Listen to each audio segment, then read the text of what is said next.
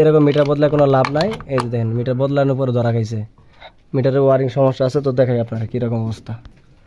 এই দেখছেন আর্থিং একটা কানেকশন এখানে দিয়ে রাখছে, এখানে দিলে বিল বেশি আসবে।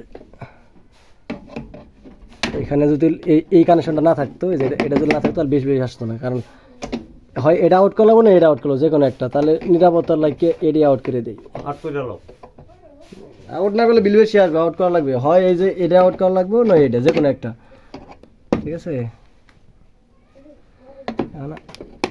এডি আউট করি।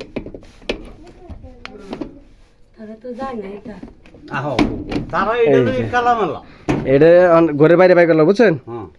এই যে এখানে পেঁচা লাগবে, ঠিক আছে? হ্যাঁ, শক্ত করে এখানে পেঁচা দিলেই সমাধান।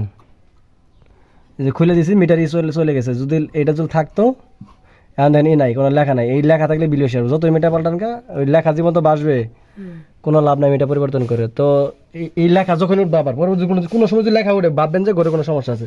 মিটার বদলানোর কোনো দরকারই নেই আপনাদের, ঠিক আছে?